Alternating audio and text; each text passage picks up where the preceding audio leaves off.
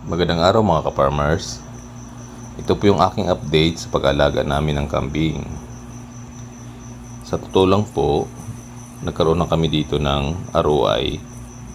3 beses na po kami nakapagbenta ng mga kambing.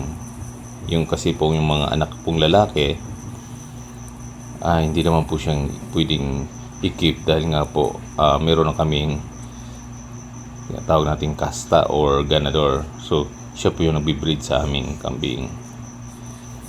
Yung pag-aalaga namin ng kambing, ito ba hindi naman po malalahing kambing. Ang iba dito ay upgraded lang, napakabilis niyang alagaan. Wala kaming pinapakaing feeds dito. Sa halip po ay pure po na organic ang kinakain nila, fresh na mga damo. Saka yun lang po, meron silang bahay. So kailangan po talaga yun, may silungan sila sa oras ng sa gabi or maulan. Dito pinalabas muna namin yung mga alaga naming kambing dahil po nagpag-grass cutter kami ng kanilang pastulan. So lagi po namin ito mini-maintain yung pag-grass cutter dahil nga po sumibol yung bagong dahon ng mga kugon. Yun kasi pag medyo kulang na or matanda yung dahon ng kugon, hindi na nila kakainin yan.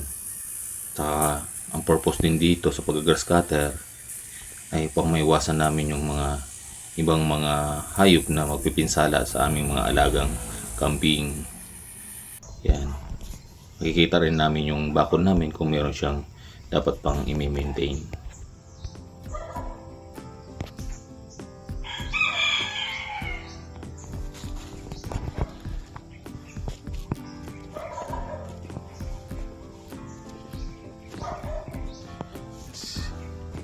Si Datoy. Yan, Datoy.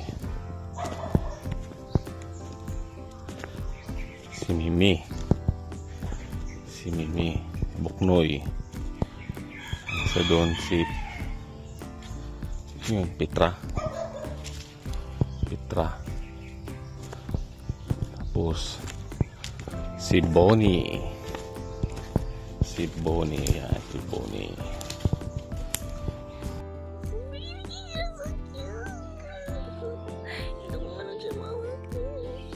Hello, baby. Baby. Baby. Ay, hindi mapansin. Snubber.